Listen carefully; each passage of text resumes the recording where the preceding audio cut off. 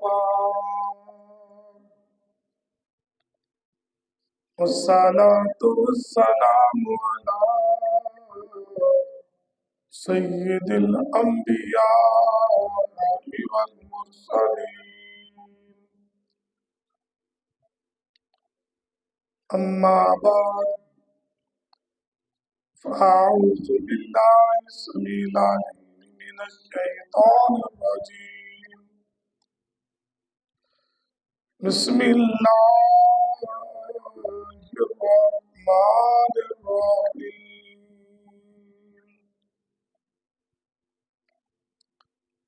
إنما يريد الله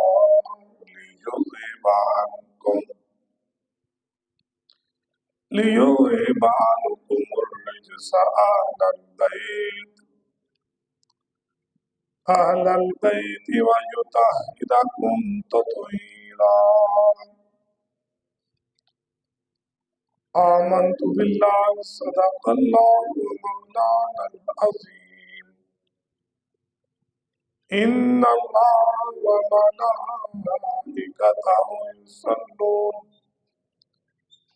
وملائكته يصلون على النبي يا أيها الذين آمنوا صلوا عليه وسلموا تسليما الصلاة والسلام عليك يا سيدي يا رسول الله وعلى آلك وصحبك يا سیدی یا رحمت للعالمین۔ بلند آواز سے تمامی آباد بارگاہ سید عالم مجسم صلی اللہ علیہ وسلم میں ایک مرتبہ پھر درود و سلام پیش فرمائیں۔ الصلاۃ والسلام علیک یا سیدی یا رسول اللہ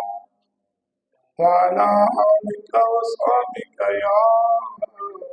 سیدی یا رحمت للعالمین۔ میرے انتہائی واجب کریم، میرے قابل صد احترام میرے بزرگوں، میرے بھائیوں،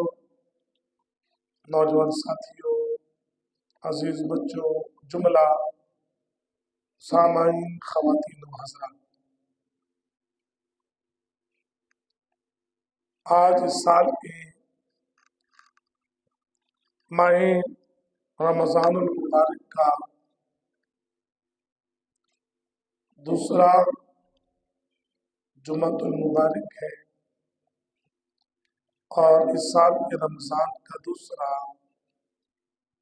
عشرہ شروع ہو چکا ہے۔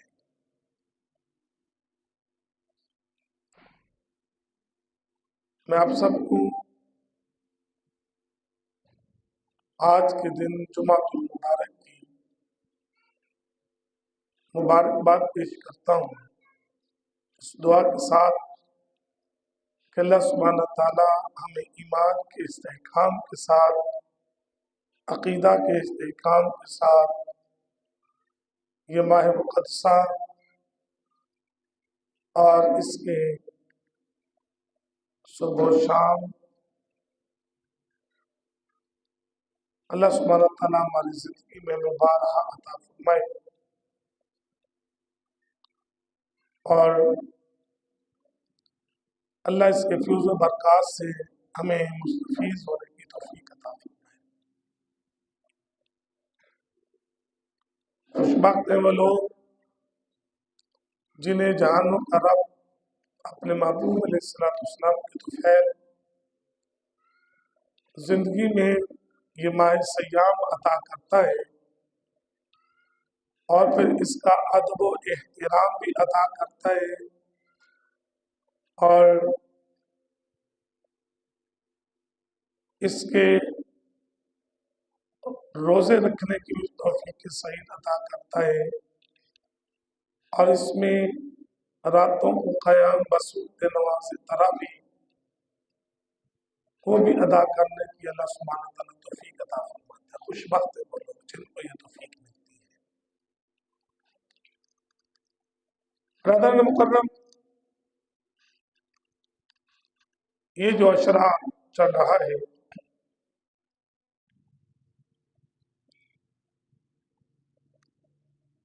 پچھلے اشرا اور اس اشرا کے وسط میں اور پھر اس اشرا کے آخری ایام میں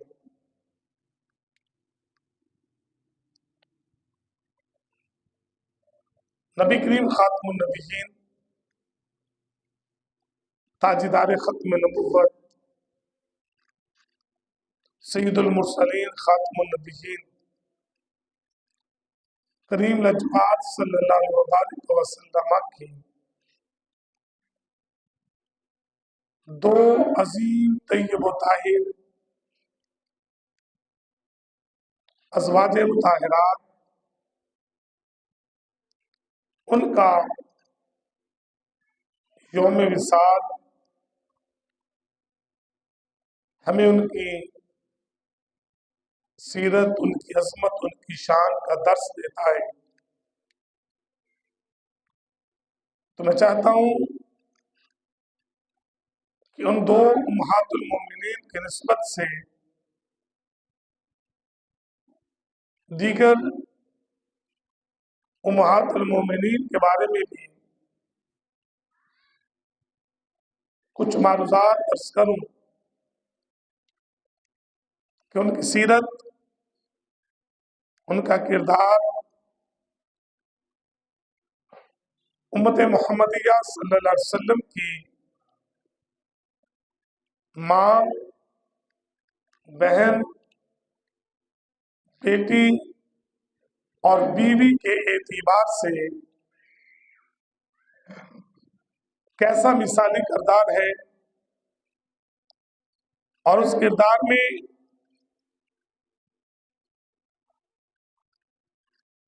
زمانے بھر کی خواتین کے لیے وہ کسی بھی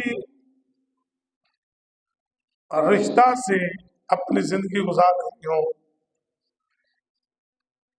ان کے لیے کیا پیغامات ہیں۔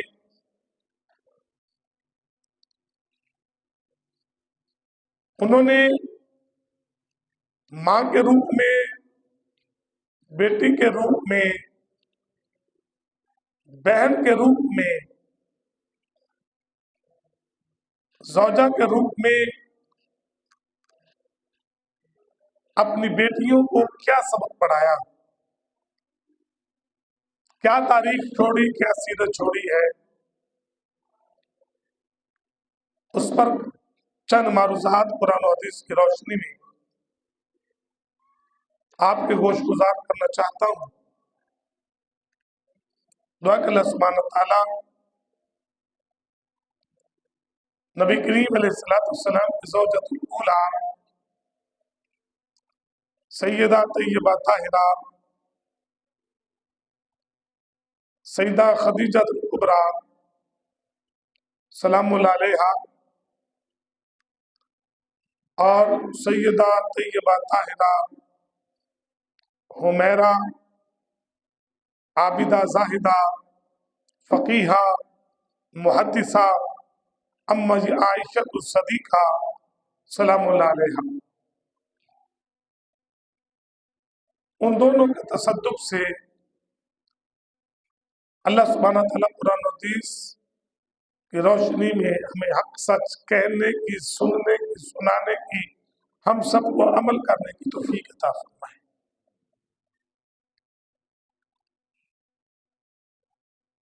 اللہ سبحانہ تعالیٰ نے خاندان نبوت کو ایک آیا کریمہ میں جو عزت، جو مرتبت، جو شان، جو اولو العزم عطا کی، کائنات کے کسی خاندان کو عطا نہیں کی۔ قربان جائیں اہل بیت نبوت صلی اللہ علیہ وسلم ان کو رب تعالیٰ نے ان کی پاکیزگی، ان کی پاک دامنی، ان کی طہارت کے ساتھ قرآن نے بیان کر کے یہ وضاحت فرما دی، یہ صراحت کر دی کہ اہل بیت نبوت اور امت مصطفیٰ علیہ السلام میں کتنا بڑا فرق ہے۔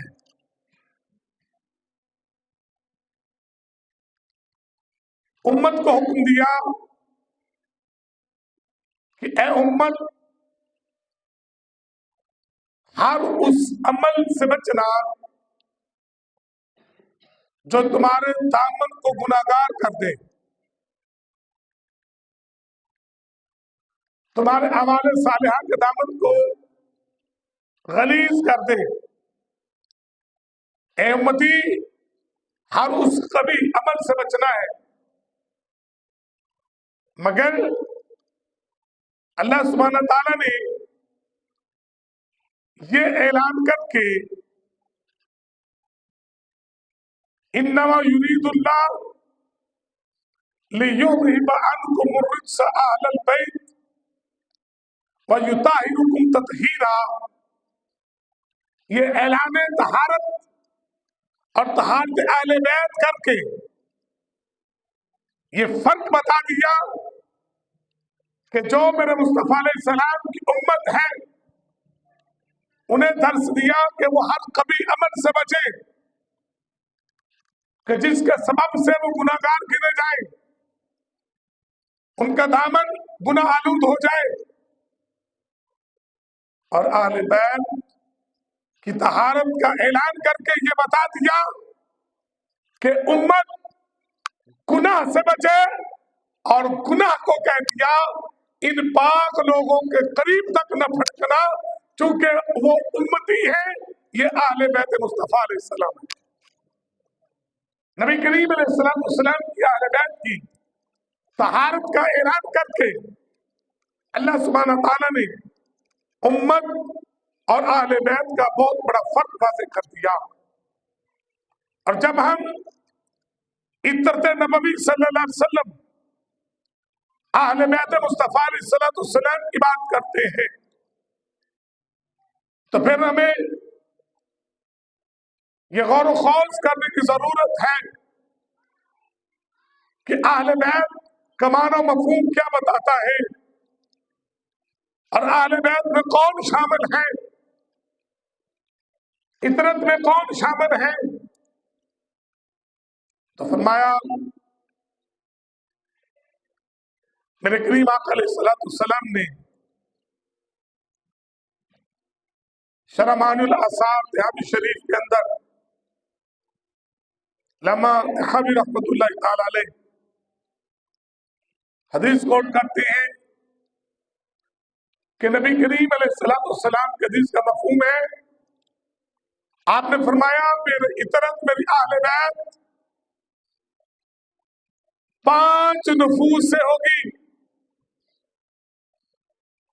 اولاد عباس آپ کے چچا کی اولاد، اولاد حارث آپ کے چچا حارث کی اولاد، اولاد جعفر طیار حضرت علی پاک کے بڑے بھائی، اولاد عقیل بن ابی طالب حضرت علی پاک کے دوسرے بڑے بھائی، اور اولاد علی بن ابی طالب رضی اللہ تعالی عنہم، ان 5 خاندانوں کی اولاد کو تیرے میرے نبی صلی اللہ علیہ وسلم نے فرمایا میری اہل بیت ہے، مگر ان 5 میں جو اولاد نبی صلی اللہ علیہ وسلم، خاندان نبوت صلی اللہ علیہ وسلم، ان کو چادر تطہیر کا وارث بنایا گیا، ردائے تطہیر کا وارث بنایا گیا۔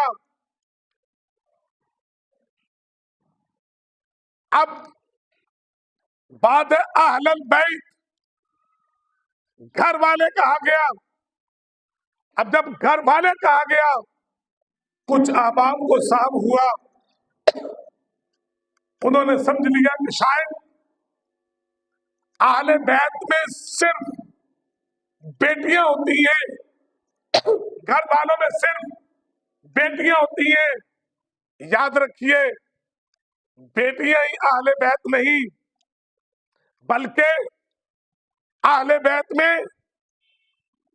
بیویاں بھی شامل ہیں, اہل بیت میں والدین بھی شامل ہیں,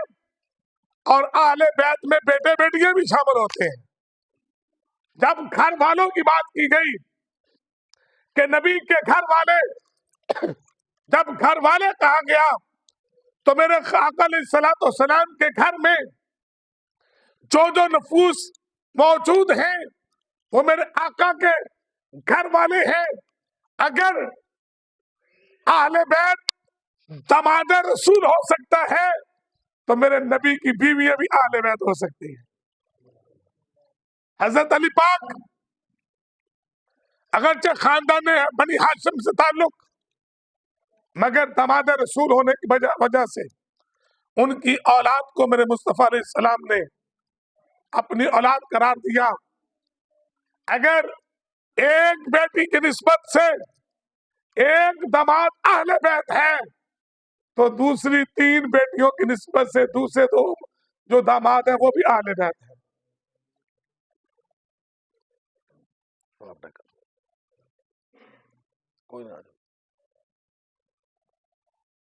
تو میرے آقا علیہ الصلوۃ والسلام کی جملہ ازواج مطہرات اہل بیت نبوی صلی اللہ علیہ وسلم میں شامل ہے. ام المومنین زوجۃ الاولی سیدہ طیبہ طاہرہ سیدہ خدیجہ الکبریٰ سلام اللہ علیہ سے لے کر حضرت ام سلمہ تک تمام ازواج مصطفیٰ علیہ الصلوۃ والسلام اہل بیت ہیں. اور یہ عجب منطق ہے کہ بیٹی تو اہل بیت ہو اور ماں اہل بیت کیسے نہیں ہو سکتی. بیٹی تب ہوتی ہے جب پہلے ماں ہوتی ہے, اور ماں تب ماں بنتی ہے جب اس کے ساتھ باپ کی ہے. تو میرے آقا علیہ الصلوۃ والسلام باپ ہیں, اور میرے آقا کی تمام ازواج مطہرات جو ہیں وہ میرے آقا کی بیویاں میرے آقا کی نسبت سے اہل بیت اطہار ہیں. اور پھر اگلی منطق سنیے, سیدہ خدیجہ الکبریٰ سلام اللہ علیہ پہلی بیوی کو تو اہل بیت مانا جائے. ام المومنین اما جی عائشہ صدیقہ, ام المومنین اما جی حفصہ بنت عمر, ام المومنین حضرت ام حبیبہ رضی اللہ تعالی عنہن, ان کی اہل بیت ہونے کا انکار کیا جائے یہ منطق سے بالا تر بات ہے. یہاں پر ایک بیوی میرے آقا علیہ السلام کی اہل بیت ہے تو وہاں پر ساری کی ساری بیویاں اہل بیت ہیں. یہاں پر ایک بیٹی اہل بیت ہے, وہاں پر چاروں کی چاروں بیٹیاں اہل بیت ہیں. یہاں پر بیٹیاں اہل بیت ہیں, اگرچہ بیٹے بچپن میں وصال فرما گئے مگر وہ بچپن میں بھی جتنی عمر حیات رہے وہ اہل بیت مصطفیٰ بن کر ہی رہے. اور اگر میرے آقا کی بیویاں میرے آقا علیہ السلام کی بیٹیاں یہ اہل بیت ہیں تو جس نصیبوں والی ماں سیدہ طیبہ طاہرہ بی بی آمنہ سلام اللہ علیہا نے اپنے آقا علیہ السلام کو جنم دیا, اور جس باپ کے صلب سے سیدنا عبداللہ بن عبد المطلب کے صلب سے میرے آقا علیہ السلام سیدہ آمنہ کے ہاں منتقل ہوئے, یہاں پہ بیٹیاں اہل بیت ہیں, یہاں پہ بیویاں اہل بیت ہیں, وہیں پر میرے مصطفیٰ علیہ السلام کے والدین بھی اہل بیت. ہم اہل سنت و جماعت کے عقائد میں یہ بات شامل ہے. شرع عقائد جو مدارس کے اندر پڑھائی جاتی ہے اس کے اندر یہ مسئلہ لکھا ہے کہ اہل بیت نبوی صلی اللہ علیہ وسلم یہ 2 قسم ہیں, ایک نسبی اہل بیت اور ایک سببی اہل بیت. نسبی اہل بیت وہ ہیں جن سے خون اور خاندان کی نسبت ملتی ہے. حضرت علی پاک یہ نسبی اہل بیت ہیں کہ میرے آقا علیہ الصلوۃ والسلام کا نسب اور خون ایک ہے، بلکہ فرمایا علی میں اور تو ایک ہی درخت سے پیدا ہوئے، تیری اور میرے ایک ہی شجر سے ہم پیدا ہوئے ہیں. اور حضرت علی کے دو بھائی، ان کی اولاد کو فرمایا میری اہل بیت،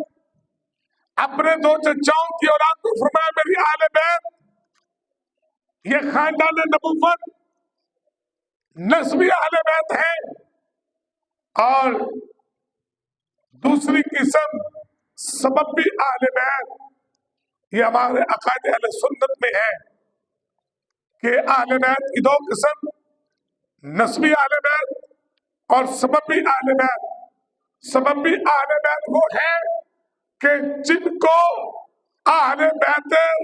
نسبیہ کی نسبت حاصل ہو گئی، وہ اس سبب سے اہل بیت ہو گئے. حضرت